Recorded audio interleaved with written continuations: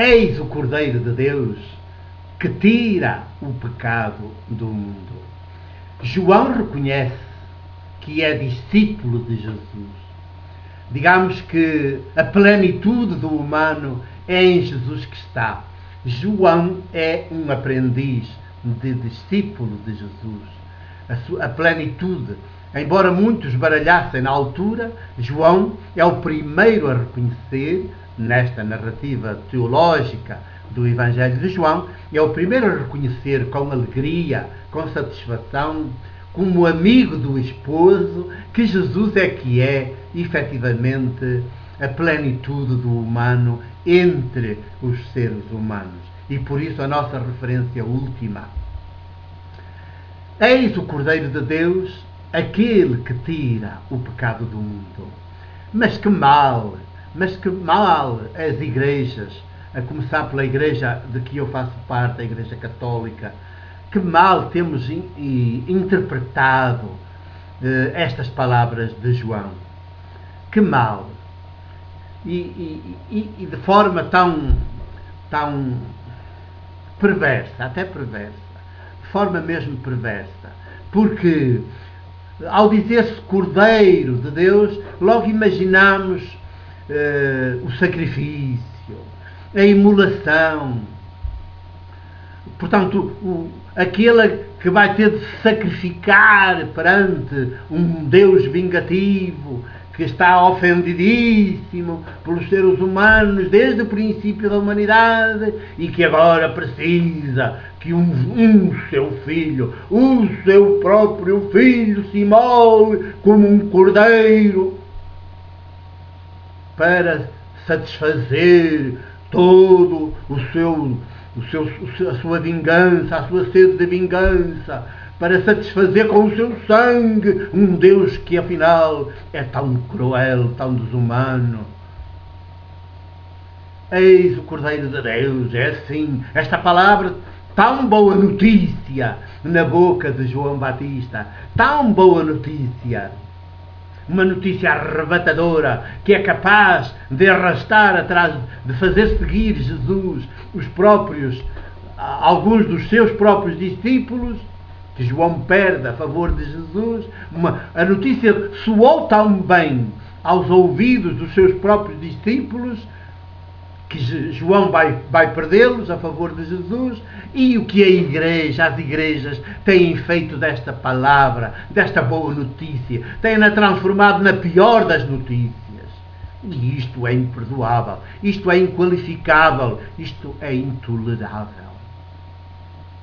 Eis o Cordeiro de Deus. Portanto, a paz, a plenitude do humano, da bondade, a simplicidade, o despojado total dos poderes, o Cordeiro, exatamente o oposto do lobo.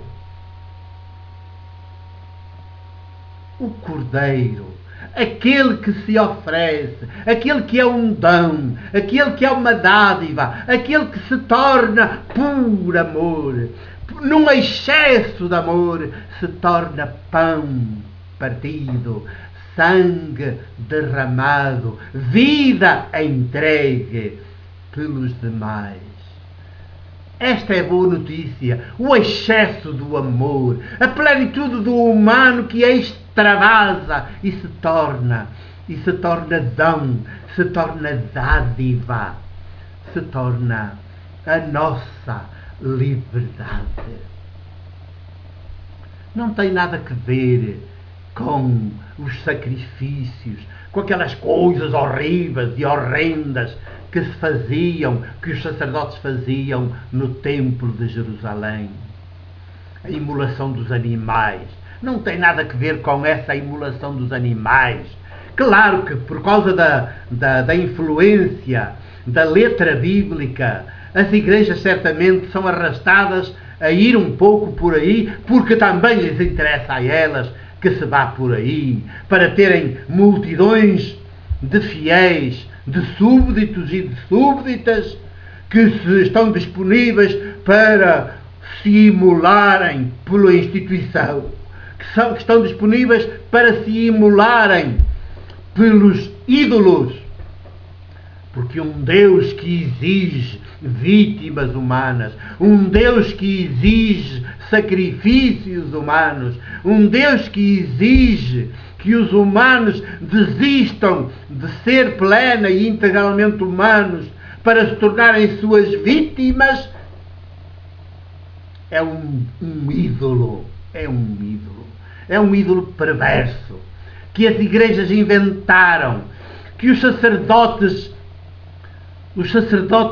de Israel, os sacerdotes judeus, inventaram, que os poderes, o poder político e o poder económico ou financeiro, inventaram. Um ídolo inventado que exige a imolação de seres humanos. É um ídolo cruel, sádico, perverso, assassino. Eis o Cordeiro de Deus, aquele que vai fazer frente ao ídolo.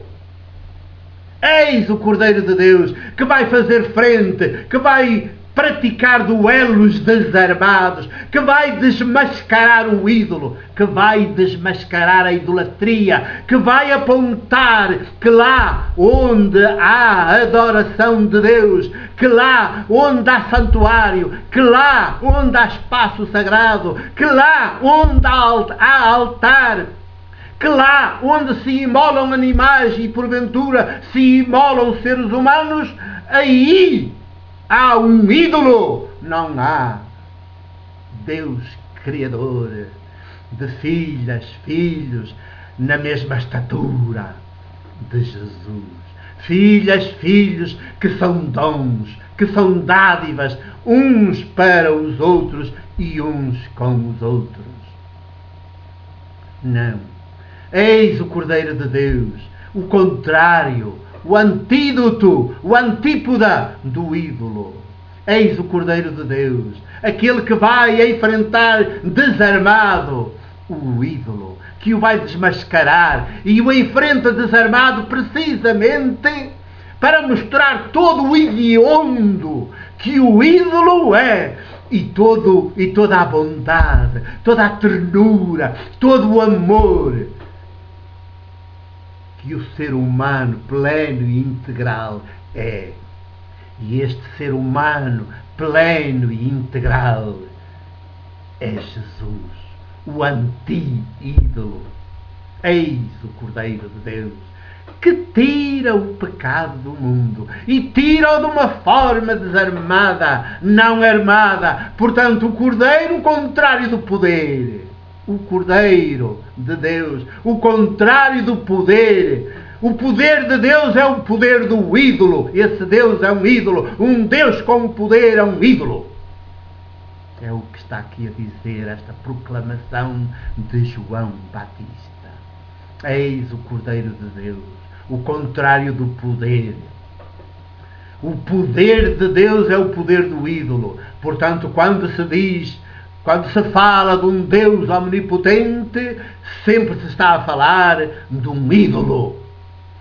Os poderes, os três poderes, como um só, é que são poderosos, omnipotentes, mas então fazem vítimas humanas, despedaçam o próprio planeta, são o contrário, o oposto, o antípoda deste Cordeiro de Deus, em quem Deus Criador, nosso Abá, se revê plenamente, se revê e que quer que todos nos desenvolvamos, cresçamos de dentro para fora, até nos tornarmos da mesma estatura de Jesus, sermos outros Cordeiros de Deus em feminino, em masculino. Esta é boa notícia que está subjacente ao próprio título Cordeiro de Deus. E acrescenta João, que tira o pecado do mundo. Que pecado é esse? Já veremos.